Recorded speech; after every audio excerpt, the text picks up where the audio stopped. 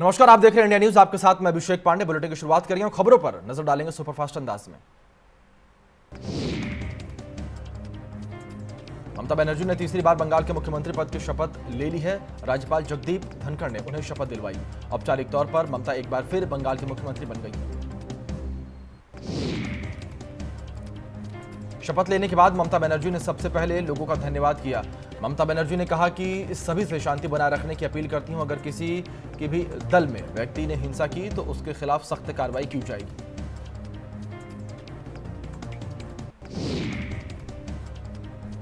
ममता ने कहा कि मैं शांति के पक्ष में हूं और रहूंगी। वहीं राज्यपाल जगदीप धनखड़ ने कहा कि उम्मीद है ममता बनर्जी संविधान का पालन करेंगे। राज्य में कानून का राज होगा। हिंसा के खिलाफ सख्त कार्रवाई होनी चाहिए।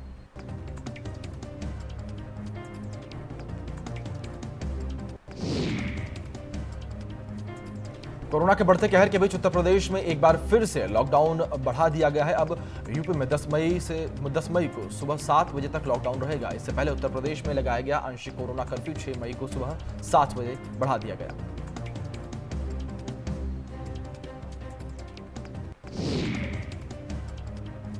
लखनऊ में सीएम योगी ने कोविड हॉस्पिटल का लोकार्पण किया है। 500 बेड की क्षमता वाले इस अस्पताल को डीआरडीओ की ओर से बनाया गया है।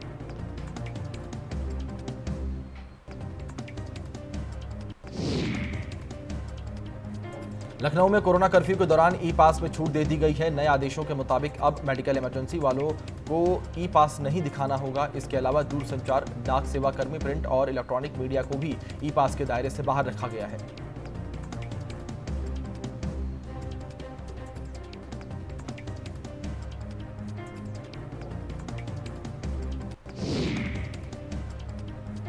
कोरोना से निपटने के लिए यूपी के गांवों में 5 दिवसीय विशेष ट्रेसिंग अभियान शुरू किया गया है। इस दौरान घर घर जाकर कोरोना लक्षण वाले मरीजों की जांच की जाएगी। इसमें ग्रामीणों की पल्स ऑक्सीमीटर से जांच की जाएगी। लक्षण मिलने पर मेडिसिन किट देकर आइसोलेट कराया जाएगा। जरूरत पर मरीज को अस्पताल में भर्ती भी करवाया जाएगा।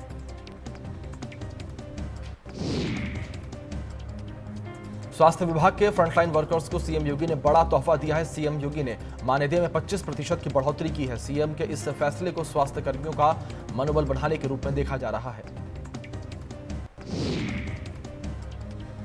सीएम योगी ने मानदेय पर 50 करोड़ रुपए अतिरिक्त खर्च करने का फैसला लिया है। इसके अलावा योगी सरकार मेडिकल और पैरामेडिकल को भी विशेष पैकेज देने की तैयारी में है। कोरोना के खिलाफ जंग के लिए टीम 9 को सीएम योगी ने निर्देश जारी किए हैं। सीएम योगी ने कहा है कि स्वास्थ्य विशेषज्ञों का एक सलाहकार पैनल तैयार होना चाहिए जो टीम 9 को आवश्यक परामर्श देने का काम करेगा।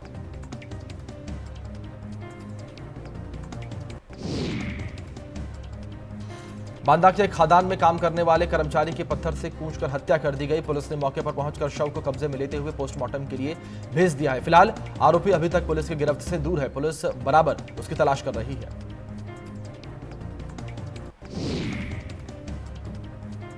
श्रावस्ती में एक दर्दनाक घटना उस समय हो गई जब लोग सो रहे थे। दरअसल गांव के एक घर में अचानक आग लग गई जिसमें 9 लोग बुरी तरीके से झुलस गए। खबरों की माने तो सिलेंडर में ब्लास्ट के कारण घर में आग लगी थी। सभी को जिला अस्पताल में भर्ती करवाया गया है। वाराणसी के काशी हिंदू विश्वविद्यालय के एमपी थिएटर मैदान में डीआरडीओ के मदद से बन रहे 750 बेड के अस्थायी हॉस्पिटल का जिला अधिकारी कौशल राज शर्मा और मंडलायुक्त दीपक अग्रवाल ने निरीक्षण किया। जिलाधिकारी कौशल राज शर्मा ने बताया कि 750 बेड का यह हॉस्पिटल 3 सेट में बनाया जा रहा है।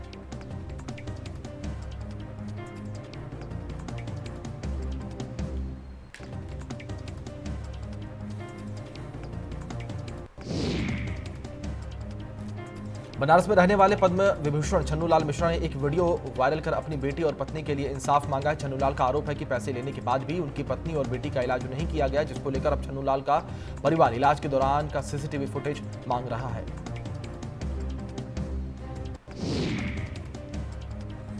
वाराणसी में इस मामले को तूल पकड़ता देख जिलाधिकारी ने जांच के आदेश दे दिए हैं, जिसके लिए 3 सदस्यीय डॉक्टरों की टीम का गठन किया गया है।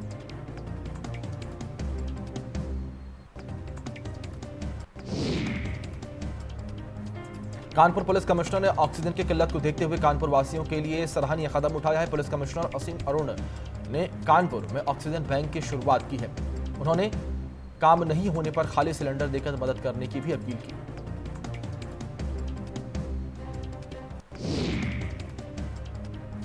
जालौन में सब्जियों के दाम आसमान छू रहे हैं, जो आदमी के बजट को बिगाड़ रही हैं। बाजार में 100 रुपए में आने वाली सब्जी अब 300 रुपए में आ रही है।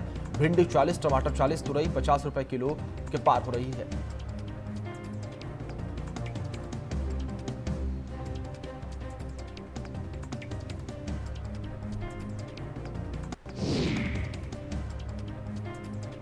गोंडा में परियोजना निदेशक सेवा राम चौधरी और सीएमएस डॉक्टर एमपी मिश्र का कोरोना से निधन हो गया। दोनों का पहले मेडिकल कॉलेज में फिर पीजीआई लखनऊ में इलाज चल रहा था।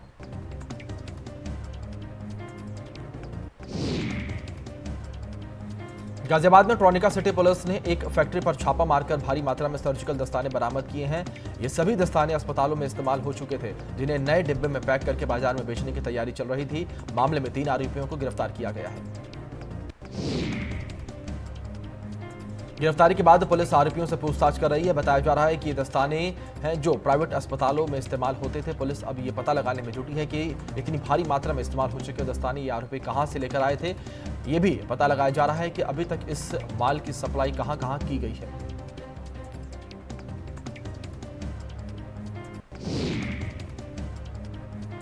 हरदोई के कासिमपुर थाने के गौसगंज में प्रत्याशियों ने चुनाव आयोग और प्रशासन के आदेशों की धज्जियां उड़ा दी। सभी नियमों को ताक पर रखकर गौसगंज के नवनिर्वाचित प्रधानपति रियाजुल हक ने जुलूस निकाला। इस दौरान सैकड़ों लोग जुलूस में शामिल हुए। श्रावस्ती के सिरसा इलाके में पंचायत चुनाव के बाद रंजिश को मारपीट की घटना सामने आई है। पूरी घटना सीसीटीवी में कैद हो गई है, जिसके आधार पर पुलिस छानबीन कर रही है।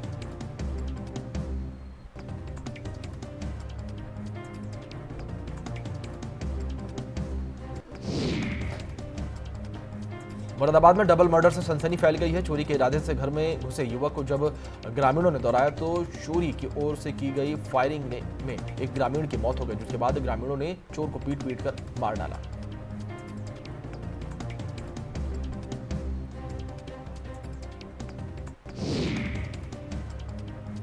सीतापुर के कोतवाली देहात क्षेत्र में चुनाव परिणाम आने के बाद जमकर हंगामा हुआ। हारे प्रत्याशी समर्थकों ने पुलिस चौकी के सामने तोड़फोड़ की। पुलिस ने 2 दर्जन से अधिक लोगों को हिरासत में ले लिया है।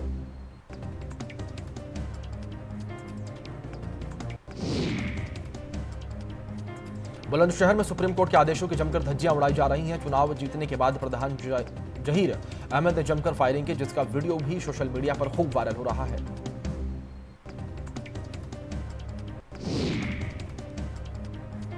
गाजियाबाद में नगर निगम के जोनल दफ्तरों पर ऑक्सीजन रिफिल के लिए लगातार रजिस्ट्रेशन चल रही है। नगर निगम के मोहन नगर जोनल दफ्तर के इंचार्ज राजवीर सिंह ने बताया कि अब लोगों को ऑक्सीजन रिफिल के लिए इधर उधर धक्के नहीं खाने पड़ेंगे। नगर निगम के 5 जोनल दफ्तरों पर मरीजों के परिजन ऑक्सीजन सिलेंडर जमा करवा सकते हैं। 36 से 48 घंटे के तय वक्त में लोगों को सिलेंडर रिफिल करवाकर वापस दे दिया जाएगा। छोटे सिलेंडर के लिए 200 रुपए फीस रखी गई है, जबकि बड़े सिलेंडर के रिफिलिंग के लिए 500 रुपए जमा करके रजिस्ट्रेशन करवाना होगा। प्रधान पद की जीत की खुशी में बैंड बाजा बजाना प्रधान को महंगा पड़ गया। पूरा मामला रामपुर के कोतवालीगंज इलाके का है, जहां पर चुनाव जीत प्रधान बैंड बाजे की धुन पर गांव के लोगों के संग जश्न मना रहा था। तभी किसी ने प्रधान का वीडियो बनाकर पुलिस को भेज दिया।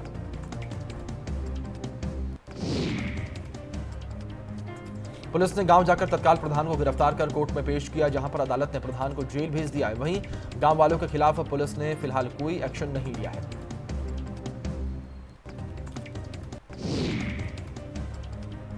कुशीनगर में चुनाव जीतने के बाद प्रधान प्रतिनिधि के बोल बिगड़ने लगे हैं। प्रधानी में लड़ाई को उन्होंने भारत और पाकिस्तान की लड़ाई करार दिया। प्रधान प्रतिनिधि ने कहा है कि हम आतंकवाद से लड़ाई लड़ रहे थे। प्रधान का ये वीडियो तेजी से वायरल हो रहा है।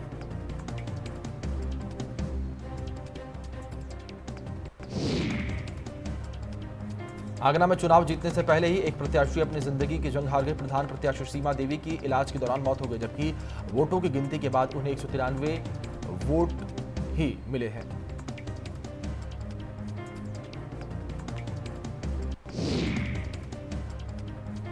एटा में एसपी क्राइम राहुल कुमार का निधन हो गया। खबरों के मुताबिक SP crime Rahul Kumar corona से संक्रमित थे। एसपी क्राइम का होम आइसोलेशन में इलाज चल रहा था। तबीयत खराब होने पर उन्हें अस्पताल में भर्ती कराया गया था, जहां पर उनका निधन हो गया। राहुल कुमार 2001 बैच के पीपीएस अधिकारी हैं।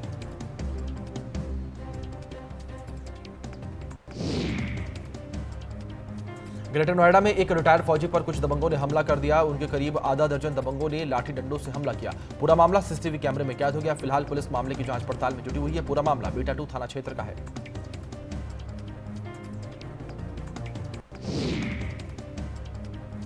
अम्बेडकर नगर में हार के सदमे में सपा प्रत्याशी की मौत हो गई। खबरों के मुताबिक प्रत्याशी राम पलट गौतम की हार्ट अटैक से मौत हो गई है। राम पलट गौतम जहांगीरगंज मध्य से जिला पंचायत सदस्य के चुनाव लड़ रहे थे।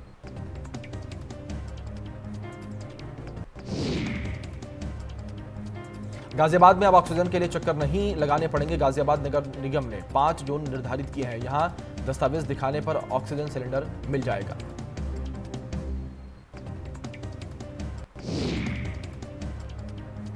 लखनऊ पुलिस को बड़ी कामयाबी हाथ लगी है। पुलिस ने ऑक्सीजन की कालाबाजारी करने वाले गिरोह का पर्दाफाश किया है। पुलिस ने 115 ऑक्सीजन सिलेंडर के साथ 2 लोगों को गिरफ्तार किया है।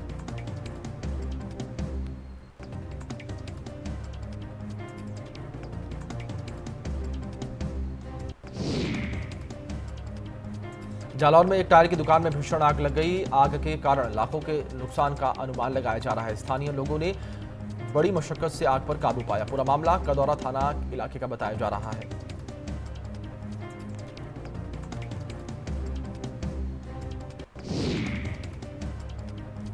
बस्ती में प्राइवेट अस्पताल में मरीजों की जान के साथ लगातार खिलवाड़ हो रहा है। कोविड मरीज न होने के बावजूद डॉक्टरों ने इलाज में लापरवाही की। लापरवाही के कारण महिला मरीज की अस्पताल के बाहर तड़प तड़प कर मौत हो गई। डॉक्टरों ने कोरोना मरीज समझकर महिला मरीज को अस्पताल में भर्ती नहीं किया, जिसके कारण उसकी मौत हो गई। इस दौरान महिला के परिजनों ने पूरे मामले का वीडियो बना लिया है। पुलिस ने मामले की कार्रवाई शुरू कर दी है।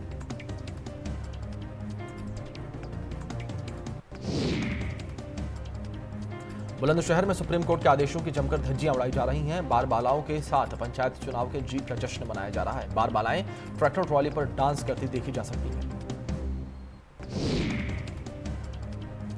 चुनाव जीतने वाले प्रधान के समर्थक भी बार बालाओं संग ठुमके लगाते नजर आ रही हैं। जश्न में सोशल डिस्टेंसिंग का भी जरा सा भी ध्यान नहीं है। इसके अलावा विजय जुलूस में न मास्क है न ही सोशल डिस्टेंसिंग।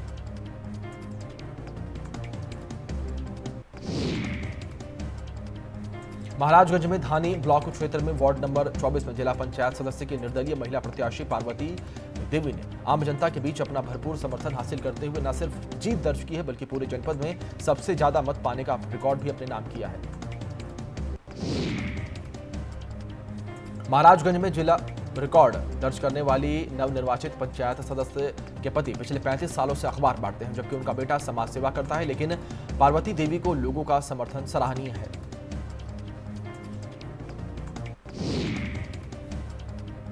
जालौन में मुनाफाखोर आपदा में अवसर तलाशने में जुटे हुए हैं। मुनाफाखोर दाह संस्कार कराने के लिए मनमाने पैसे वसूल रही हैं। मुनाफाखोर दाह संस्कार के लिए 5,000 से लेकर 6,000 रुपए तक वसूल रही हैं। जालौन के उरई स्थित स्वर्गधाम का पूरा मामला बताया जा रहा है।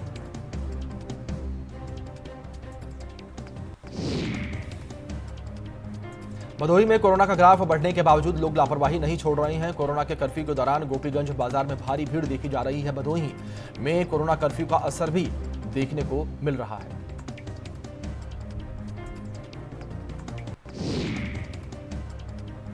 रामपुर में हार के बाद प्रत्याशी के पिता ने जमकर हंगामा किया। प्रत्याशी के पिता ने आरओ को जमकर गालियां दी, साथ ही अपना कपड़े फाड़कर आरओ पर प्रत्याशी को हराने का आरोप लगाया।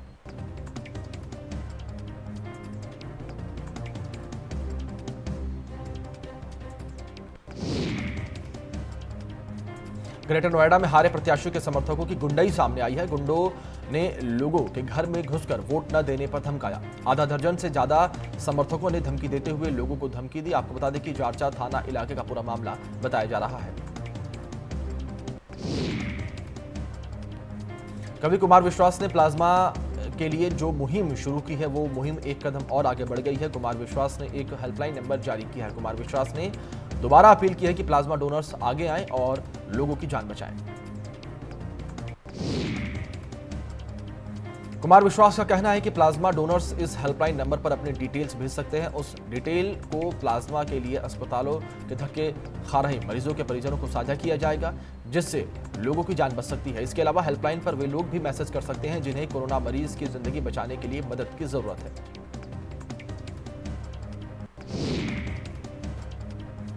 रामपुर में कांग्रेस नेता मतीउर रहमान पर जांच आपको तो 5 लोगों ने जानलेवा हमला कर दिया है। फिलहाल पुलिस पूरे मामले की जांच में जुटी हुई है। टांडा थाना इलाके का पूरा मामला बताया जा रहा है। गाजियाबाद में हाउसिंग सोसाइटी के RWA ने यूपी सरकार को पत्र लिखा है। पत्र में आम्रपाली हाउसिंग सोसाइटी में 200 लोग कोरोना संक्रमित होने की बात कही गई है। यूपी सरकार से सोसाइटी में रहने वाले लोगों को सहायता की मांग की गई है।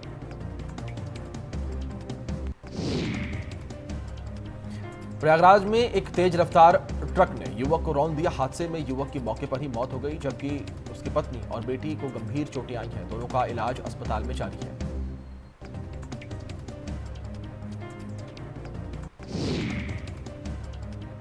श्रावस्ती में संदिग्ध परिस्थितियों में आग लगने से 2 घर जलकर राख हो गए। बताया जा रहा है कि गैस सिलेंडर फटने से पूरा हादसा हुआ है। 9 लोग हादसे में घायल बताए जा रहे हैं। इकोना थाना इलाके का मामला है।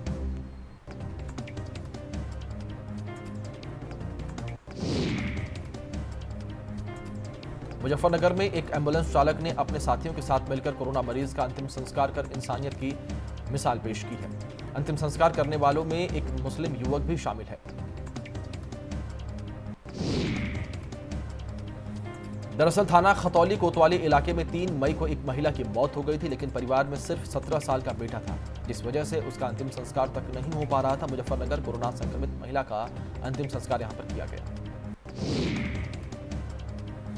मामले की जानकारी सामुदायिक स्वास्थ्य केंद्र के प्रभारी के पास पहुंची तो उन्होंने एम्बुलेंस के मालिक को पूरे मामले की सूचना दी। जिसके बाद एम्बुलेंस चालक अपने अन्य 3 साथियों के साथ मृतका के घर पहुंचे, जहां पर उन्होंने PPE किट पहनकर महिला के शव का अंतिम संस्कार किया।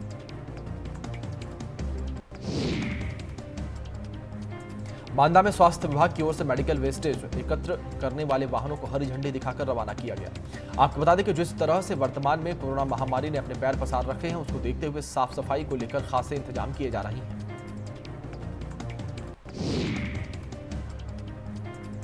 इस समय हर अस्पताल में कोरोना के मरीजों की तादाद इतनी बढ़ गई है कि उनकी व्यवस्था नहीं हो पा रही है, ना ही साफ सफाई के उचित प्रबंध हो पा रहे थे। इसे देखते हुए आज बायोमेडिकल वेस्टेज प्लांट जनपद में लगाकर अस्पतालों में एकत्र होने वाले बायोमेडिकल वेस्टेज को लेकर गाड़ियां प्लांट में जाएंगी, जहां पर उन्हें नष्ट कर दिया जाएगा।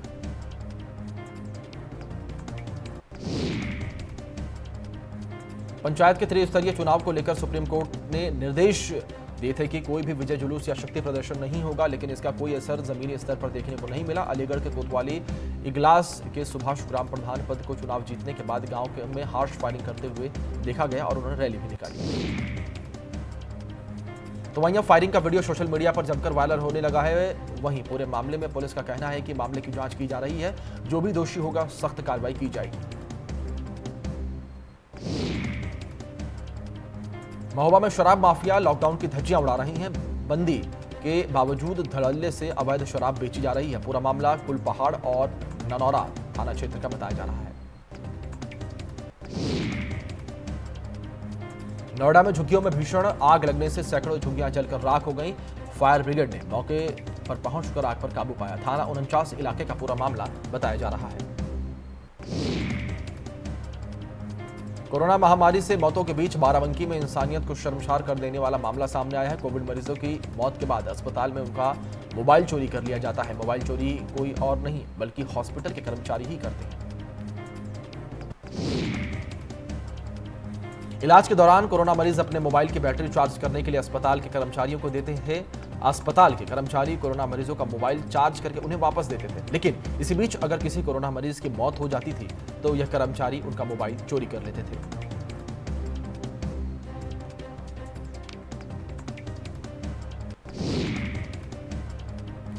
हाथरस के सिकंदराऊ थाना इलाके में महिला की बुखार से मौत हो गई। कोरोना के डर की वजह से कोई भी उनको कंधा देने के लिए तैयार नहीं था। कई घंटे तक शव लावारिसों की तरह पड़ा रहा। जब तक इस बात की सूचना गौसेवक कृष्णा यादव को नहीं हुई तो वह तत्काल अपनी गौसेवकों की टीम के साथ वहां पहुंचे और उन्होंने अर्थी को कंधा दिया।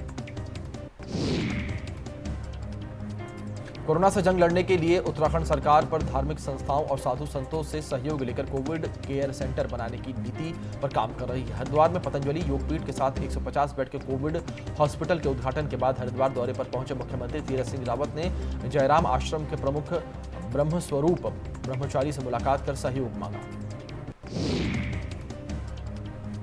मुख्यमंत्री ने हरिद्वार देहरादून हाईवे पर स्थित 400 कमरों वाले श्री गंगा स्वरूप आश्रम को आइसोलेशन सेंटर और कोविड केयर सेंटर के रूप में संचालित करने की मांग की, जिस पर ब्रह्म स्वरूप ब्रह्मचारी ने अपनी सहमति दी और सरकार को हर संभव मदद देने का भरोसा जताया।